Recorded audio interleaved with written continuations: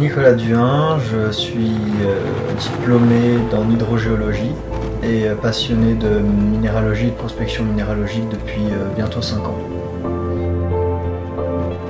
Alors le tout premier minéral que j'ai pu trouver, c'était dans le Beaufortain, dans les Alpes, près d'un lieu qui s'appelle les lacs de la Tempête.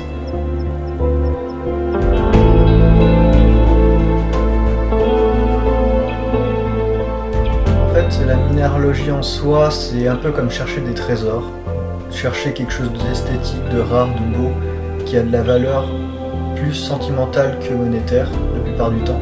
Mais ce qui est vraiment surtout très intéressant, c'est le contact avec la nature qui est à côté, qui permet vraiment de faire un tout en fait, à la fois chercher des belles choses et se ressourcer et se faire du bien.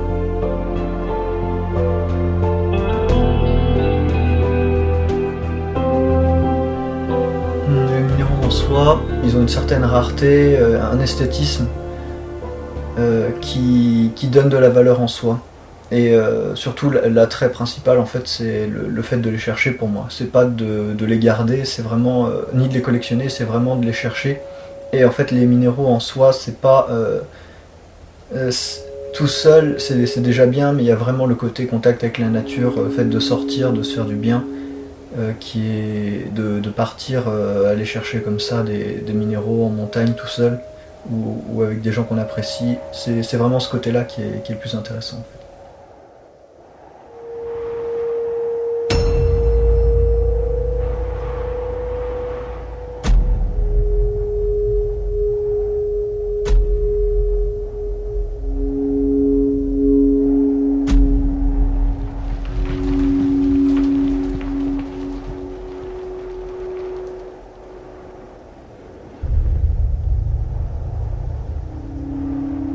On part généralement sans attente quand on va prospecter, on cherche juste en fait des veines, et puis on regarde la veine, on essaie de savoir s'il y a des choses intéressantes. Ça m'est arrivé quelquefois de rien trouver de la journée après avoir couru dans tous les sens.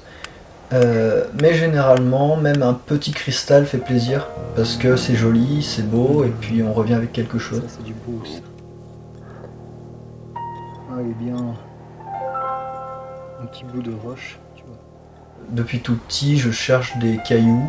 Je m'intéressais à des cailloux que je trouvais par terre. C'était pas des minéraux, mais c'était des fossiles la plupart du temps parce que c'était le plus facile à trouver. Et je trouvais les minéraux jolis en soi. Et au cours du temps, je me suis vraiment de plus en plus intéressé. Et un jour, je me suis dit, ben, pourquoi je les chercherais pas moi en fait.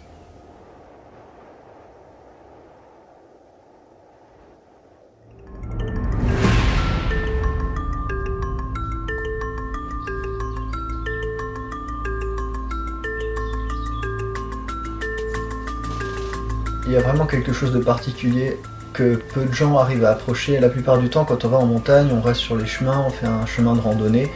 On va d'un point A à un point B et puis ensuite on retourne à la maison. Et là, en fait, la particularité, c'est la liberté totale. Il n'y a plus aucune limite à part la limite physique en fait pour nous retenir de faire ce qu'on veut.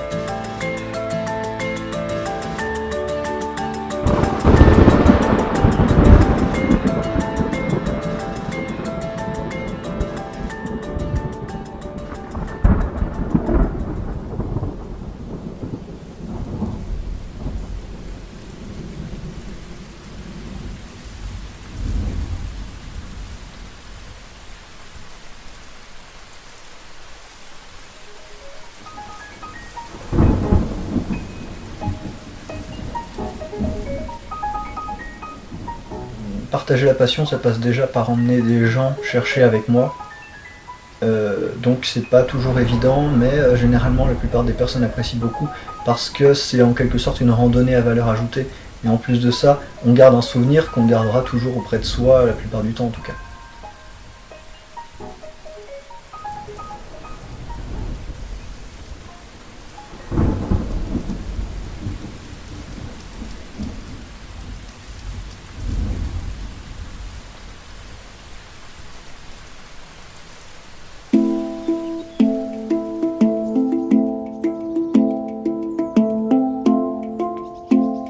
sur arriver, d'aller dans des endroits, sur une veine, etc. et de se dire bah, jamais personne n'a mis les pieds là avant moi. Et ça a un côté explorateur des temps actuels en fait d'une certaine manière. C'est vraiment en plus de ce côté très liberté, il y a ce côté bah, je suis un explorateur. Je suis le premier à mettre les pieds ici. Et j'en garde un souvenir en plus de ça avec moi qui est les minéraux.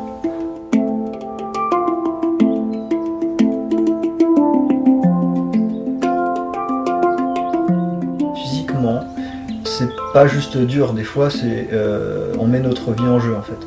Ça arrive que des gens qui cherchent les minéraux meurent. Et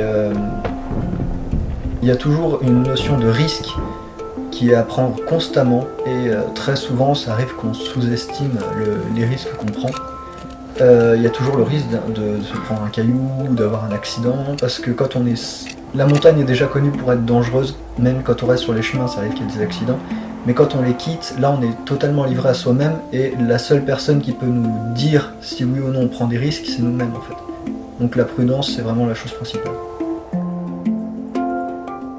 Pendant quelques années, il n'y avait pas grand chose qui m'apportait de la joie et ça c'était vraiment la chose en fait qui me disait bah, éventuellement j'ai pas trouvé quelque chose cette fois-ci mais je sais qu'un jour je vais faire une grosse découverte.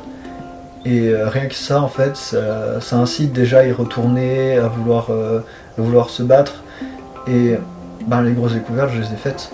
Cette année j'ai enchaîné les grosses découvertes, c'est des trucs qu'on a rarement vus, qui ont très peu de fois été trouvés et c'est pas fini quoi. Tant que je peux continuer à chercher, tant qu'il n'arrive pas d'accident ou de mauvaises choses, c'est quelque chose qui me fait du bien. Après je dis pas qu'aujourd'hui ça fait tout. Au bout d'un moment, après 5 ans, bon je fais des belles découvertes mais c'est pas ça qui me fait que du bien quoi. Il faut qu'il y ait d'autres choses à côté quand même. Mais c'est quelque chose qui aide. Chercher les minéraux, c'est pas juste un échappatoire en fait, c'est presque une raison de vivre en quelque sorte. C'est quelque chose qui me donne du bien-être et l'énergie pour continuer quand je me sens pas bien par exemple. Eh bien, je pars une journée, je me retrouve avec moi-même à chercher des belles choses, à avoir des bons souvenirs et ça me fait du bien en fait.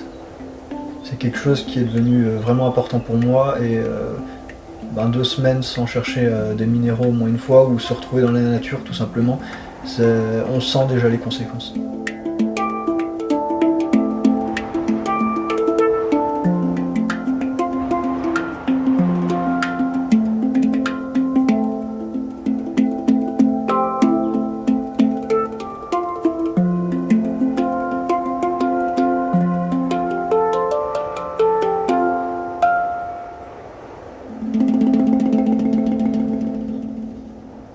Tout le monde n'a pas besoin de passion dans la vie pour s'en sortir, c'est pas vraiment quelque chose d'important. Mais savoir qu'on peut se rattacher à quelque chose dans les moments les plus difficiles, c'est vraiment ce qui est le plus important.